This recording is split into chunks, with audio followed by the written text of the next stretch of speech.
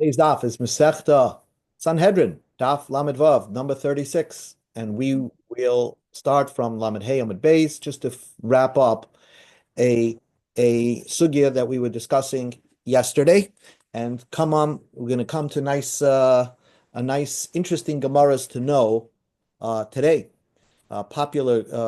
Very famous gemaras, but interesting.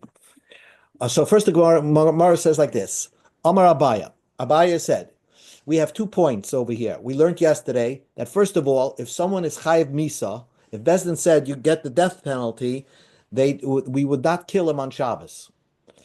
And there's another thing that said that the death penalty, if someone's chayiv the death penalty, then even if he's on his way to do a carbon, let's say he's a kohen, he's about to be makar of a carbon tamid for the Jewish people. If Bezdin declared that he's chayav misa, they would pull him off the mizbeach. So Abaya wanted to say like this. Amar Abaya. Abaya said, okay, we'll make it large. Hasha de Amrit. Now that we said ein ritzicha doiches Shabbos, we established that ritzicha means ritzicha doesn't mean killing somebody. It means Bezdin doesn't kill anybody on Shabbos. Now that you said Bezdin will not kill anybody on Shabbos, let us say ein ritzicha doiches avodah mikal v'chomer. Let us say that Bezdin will not kill somebody off the mizbeach, and I'll make a kal v'chomer.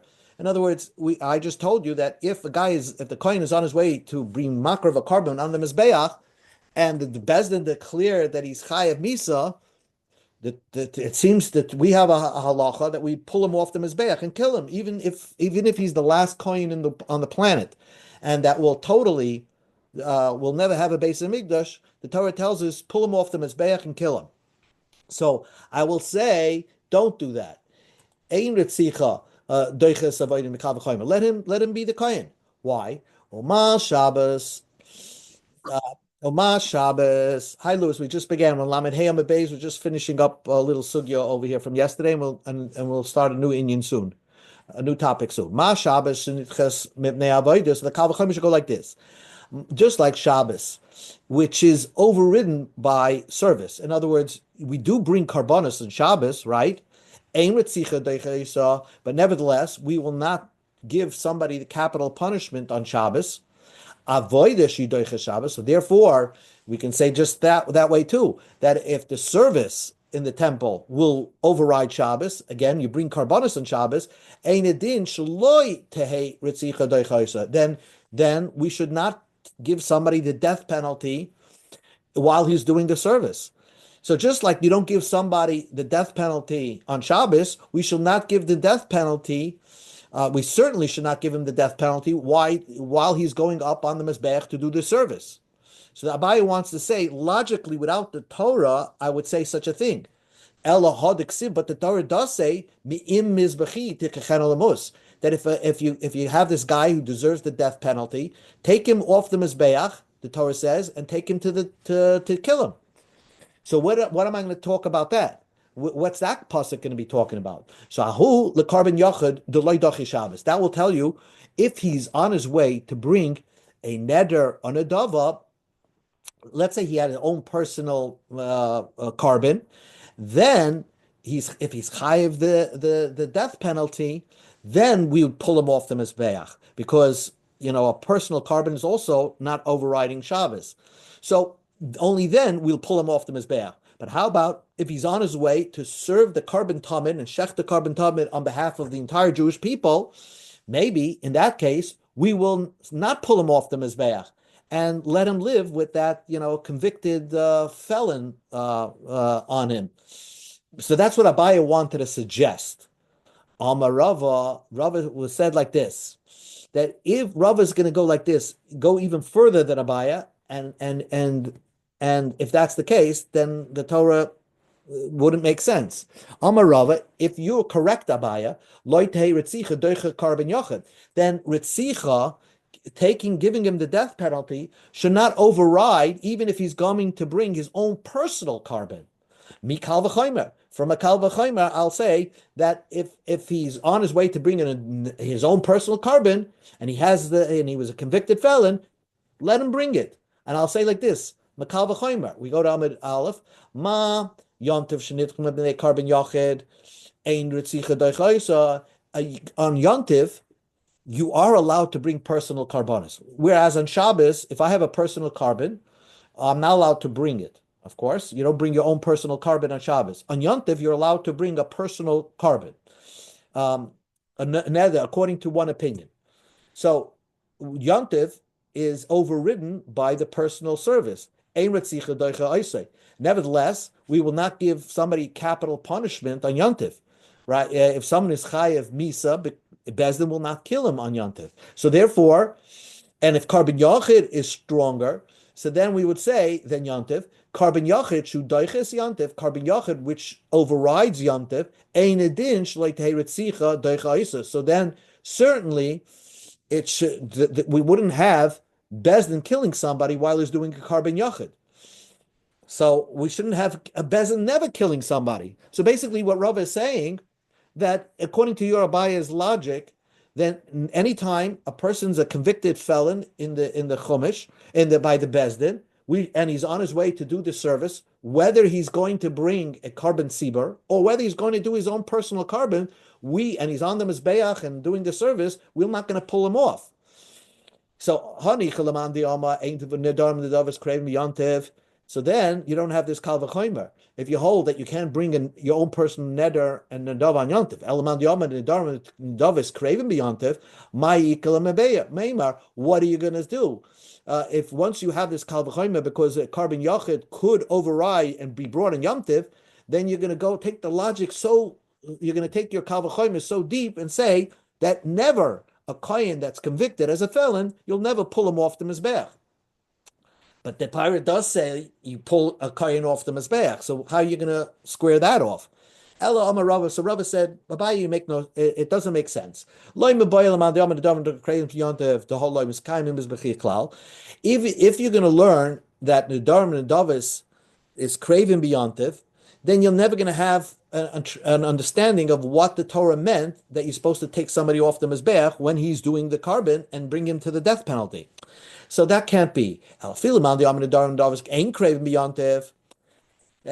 you could, if you're going to say that according to the opinion that says you can't bring the Dharm and Davis on Yantiv, so you could always taish me'imbiz bechi to kechen al mos is talking about a carbon yachid, but still that can't be. Haksiv me'imbiz bechi. God said, take him off. Now listen closely. God says that if a kohen was a convicted felon, and he's going to do the service on my mizbeach, me'im mizbechi. That means he's doing the service that's really dedicated to God, a carbon sibur, like a carbon tamid.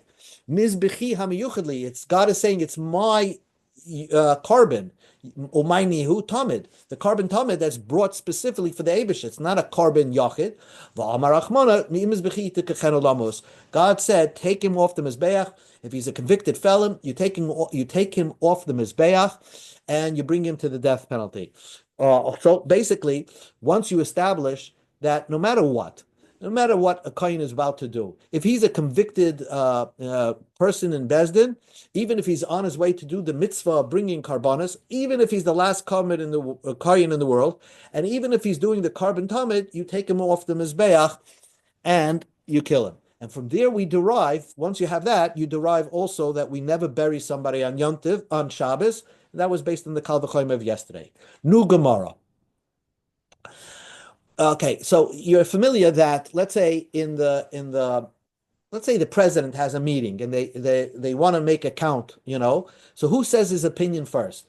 So usually the Gadol, so the Mishnah says when it comes to a financial court system, they ask the Gadol, the president, the Gadol, the most respected Talmud Chacham, the leader of the court, he says his opinion, and then the underlings say their opinion. That's the normal statement by Dinei Mamonos. By Dinei Nefashos, the Pasuk says, when you're judging a capital punishment case, then the Torah tells us that no, you start, the opinion, who states his opinion first is the smallest guy. The smallest Talmud Chacham, not the biggest one. But by financial cases, you start from where? From the biggest Talmud Chacham. Says the Gemara, Amar Rav. Rav was the smallest Talmud Chacham in Rabbeinu HaKodesh, Rabbi Yehuda HaNasi's court. And he says, "Ano have bin Yonah debei Rabbi." I was in the court of Rabbi. In other words, I was in his court. Uminei didi have a mascha liberation, and they would start counting for me because even I'm the smallest one, right? I'm the smallest one because Rav, as great as of a moira he was the smallest when you compare to the court that Rebbe had. So the Gemara asks in that question, "Vanan maschila min hagadol tanam." But don't we learn that from financial cases you should ask the opinion first of the one in charge, of the greatest one there, and that was Rabbeinu HaKadosh. So when we're doing the final counting of the opinions, we should start from Rebbe. So why did Rebbe insist that we start in his court from the smallest one, from the smallest in stature? Rabbi, the son of Rava, said, if he came, others say it's Rav Hillel Berei the Rav Wallace. And I never saw a name Wallace in the Talmud, but Wallace, Rav Hillel, the son of Rabbi Wallace, said, Shana minyana debei Rebbe, the kula minyana min atzad hamaskali. Rebbe was different. Rebbe had a unique humility, and he had to display a unique humility, and therefore they always started from the smallest person. Rebbe was humble and rich, and he was the leader of the Jewish people. So as the Gemara of Amar Rabba Rei Rav became Rav Hillel B'Rei Rav Alis, he said, Rabba said, and some say Rav Hillel said, Mimois Moshe ad Rebbe, from the days of Moshe till Rebbe, Lemitzinu Torah Gdula B'Makom Echad. We never found anybody who was the greatest Talmud Chacham, plus he had the greatest political stature, uncontested political leadership. Moshe Rabbeinu, and then Rabbi Yehuda HaNasi in his time. In our time, you have a bunch of Gedolim, right? But from Moshe to Rebbe, Moshe was the greatest in Torah in his time and the political stature, and same thing Rabbi Yehuda HaNasi. Says the Gemara of Eloi, V'haver Yeshua. During in Yeshua's time, Yeshua was the leader, plus he was the greatest in Torah. And says the Gemara, Have Elazar. In Yeshua, he had Elazar, who was just as great as him in Torah, and he lived in Yeshua's time. Says the Gemara, when Elazar died and Yeshua died, V'hava Pinchas. Pinchas in the Tanakh also was the greatest Torah and political leader in his time, uncontested. And says the Gemara, Hava Zakanim. There was Shoftim in his time that was just as Talmidei Chachamim as Pinchas, or Sneal ben Knaz, or whatever. So says the Gemara, Hava Shaul. So the Gemara says a fascinating thing. Shaul HaMelech should have been the greatest in Torah and learning, and also the greatest political leader of his time, uncontested. And says the Gemara, have a Shmuel. Shmuel lived, of course, he anointed Shaul, and he was just as great as Shaul in learning. The Gemara, but didn't Shmuel pass away in Shaul's time? And says the Gemara, Kula Shnei Ka'amrina. Throughout Shaul's political career and leader, he wasn't. There was in the beginning of his time, he also had like somebody who was competition to him, Shmuel. We're looking for somebody from the time that they became leader till the time that they finished their political career. They always held on to both titles of the greatest in Torah and the greatest in political leadership. Says the Gemara of David. David was the greatest Torah learner and also the greatest political person in his time. And it says the Gemara, have Ira Haya'iri. There was Ira Haya'iri. Ira Haya'iri, the Gemara says, he would teach in learning, and David HaMelech would attend his classes. So he was just as great as David in learning. Didn't Ira Haya'iri pass away? And says the Gemara, Kulishnei Kamrina. Throughout the entire career of David Melech, he had somebody at one point that was just a competition to him in learning. Says the Gemara, a fascinating thing. V'hava Shlomo. Wasn't Shlomo HaMelech in his time the greatest learner, smartest person, and also the greatest political leader in his time? And says the Gemara, have a Shimi ben Gera. He also had competition. Shimi ben Gera, who was like a Rebbe of David HaMelech, and he actually lived through Shlomo's time. So therefore, he was just as big in Shlomo as in learning. Frag the Gemara about Katle, wasn't he killed? Shimi ben Gera got killed, and says the Gemara, Kula Shnei Ka'amrinad. Throughout Shlomo's political career, it wasn't. Shimi ben Gera was there. Learning was just like a competition for Shlomo HaMelech, and at least in the beginning of Shlomo's reign, as also a big Talmud Chacham. Have Chizkiah. Was Chizkiah? Answered the Gemara of Shevna. There was this person called Shevna living in the time of Chizkiah who was just as good as him as learning. Vayikdal, but Shevna was killed. Kulishnei Kamrinim. But again, Chizkiah, in the entire Chizkiah's career, he did have competition. Says the Gemara of Ezra. Ezra was the greatest Torah and political leader. Here the Gemara says, there was a person called Nehemiah who lived in the time of Ezra, who was as great as political leader as Ezra. He may have not been as good as learning, but he was great as a political leader. Amar Rav de Barahava said, I'm going to say like this. Rav Ashi was also a person that in his time, maybe he lived in the year 300 or 400, he wrote the Talmud, right? So he was the greatest in learning and also the greatest in political power. Is that true? Huna ben Nasa lived in the time of Rav Ashi, and he was just as good as Rav Ashi in learning. And says the Gemara, Huna ben Nasa make Rav Ashi. Huna ben Nasa was also bending himself towards Rav Ashi. He didn't consider Rav Ashi was a greater learner than Huna ben Nasa. And so again, you have the three great people: Moshe Rabbeinu HaKadosh, Moshe Rabbeinu who gave the whole Torah, the Torah Shebiksav, Rabbeinu HaKadosh who wrote Mishnayos, and Rav Ashi who wrote the Gemara. All three people were unique leaders in that they were the greatest in learning, uncontested, greatest in political leadership in their time. So they were uncontested in the in 2 points, in Torah learning and in also in political power throughout their political career. And the Gemara says like this: when they're making the count for a capital punishment, you start from the youngest person, from the not greatest Talmud Chacham. How do I know that? You're not allowed to go against the leader. So therefore the leader would offer his opinion last, because if the leader would offer his opinion that the guy is guilty and he should be killed, nobody is allowed to argue against him. So therefore the Torah tells you that you should, when it comes to a capital punishment case, you should start from the smallest one. I have another pasuk in Tanakh. It says, they were going to kill Novo. Right? So David HaMelech thought he was a murdered B'malchus. So he said everybody should gather their sword. So everybody gathered their sword. And then the pasuk says, David put on his sword.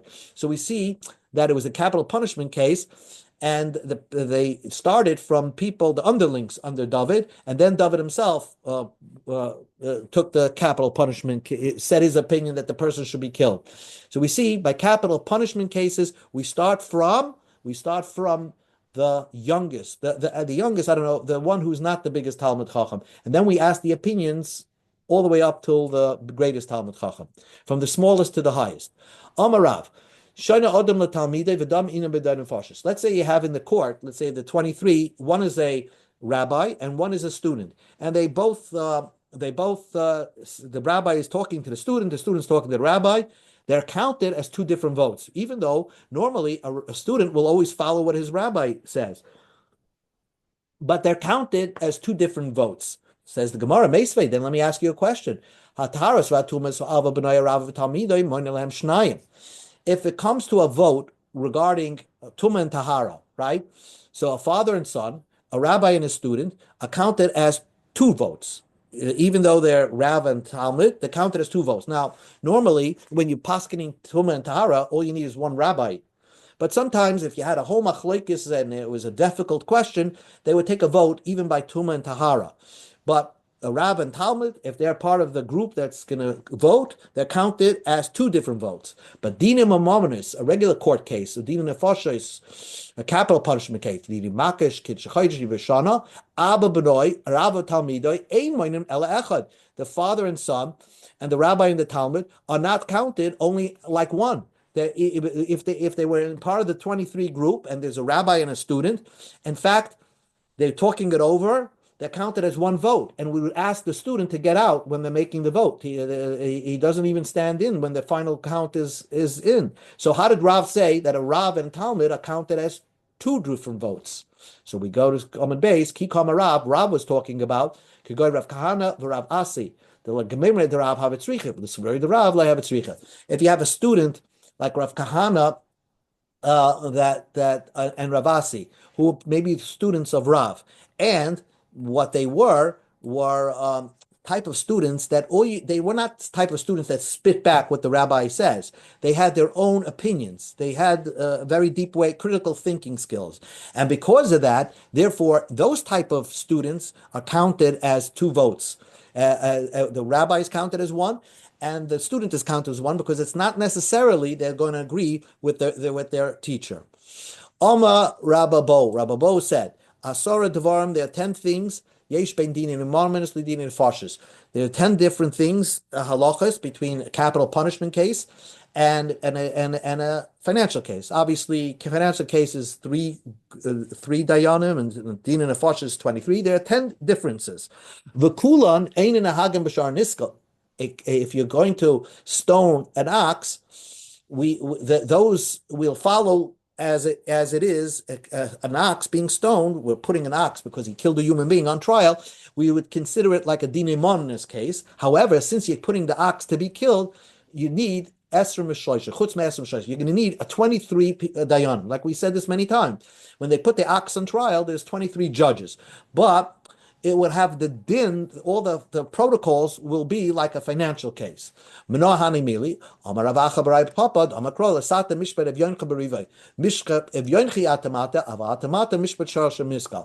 Torah tells you that when it comes to a capital punishment case, the vote has to be for, if you're going to convict him to kill him, so then he has to be found guilty by 2 more votes than the ones that found him innocent. So he has to lose by 2. So, but that only applies by a human being on trial. By a shar niskal on trial, an ox on trial, even by 1 vote, we put the ox to death. Even if he loses the count by 1 vote, he will be put to death. So we see we don't have any rachmanis on an ox. So all the 10 differences by a capital punishment case, we're always like to skew the guy that we don't have to kill him. We're always trying to make it that way. So that says the Gemara. So just like one thing doesn't apply by a shar and iskal, all the things don't apply by a shar and iskal. A shar and iskal is treated like a dinei mom in this case, except you need 23 judges to put an ox on trial. Asara, says the Gemara, are there really 10 differences between a dinei mom in this case? Hatisha habit, there's 9 differences. Answers Freg Gemara, but doesn't it say there's 10 in our Mishnah? So the Gemara says that if you count the Mishnah, yes, there are 10 differences, but 2 of them should be counted as 1. The Mishnah says that, let's say, a mamzer cannot be a judge on a capital punishment case, and then the Mishnah says that you need 23 judges on a capital punishment case. And that's the reason why a mamzer cannot be a judge on a capital punishment case, because you need a Sanhedrin, like a mini Sanhedrin, a mini Supreme Court, and a mamzer cannot be on the Supreme Court. So therefore, that's counted as 1, as opposed to a dinei mom in this case. A mamzer could be one of the judges. So something is missing from the Mishnah. Says the Mishnah. So the Gemara says, "Ika achrita." There's one thing that's missing from the Mishnah that applies by a capital punishment case and not by a financial case. The Tanya we learned in the Brisa, "Ein mashivin b'sanhedrin." You're not allowed to put on a capital punishment case zokin, a person who's an old man. Let's say he's over 60. He's not raising children anymore. When you're not raising children, you don't have that rachmanis anymore, right? You're a little cold-blooded. Vesaris, somebody who cannot have children. Umishain lebanim, somebody who's married and didn't have children yet. Rabbi Yehuda adds af achsari. You can't put a person that's like a cruel person. Let's say a guy he's a sheichet or something like that. He can't be a judge on a capital punishment case because these people are just cold people and they're cruel in a certain way. So therefore they don't have that kind of emotions. They can't be on a Sanhedrin. But they could be on a financial case. So that's missing in the Mishnah. If somebody who convinces other people to do avodah zarah, then we would allow him. We'd like cruel people to be on the judgment. Okay, one more point. Everybody is kosher to be a dayan regarding financial cases. What does that include? What is that trying to tell you? Everyone? Even a mamzer can be a dayan in a dini mamonis case, by a financial case. Says the Gemara, why does our Mishnah have to teach you that? We already learned that once before. Kol haroyal dan and dini nefashos, royal dini manas, ve'yesh royal dini manas, ve'ain royal dini nefashos. Some people could be a judge, says the Mishnah Nida, on a financial case, but they cannot be a judge in a capital punishment case. What does that mean? What does the Mishnah mean?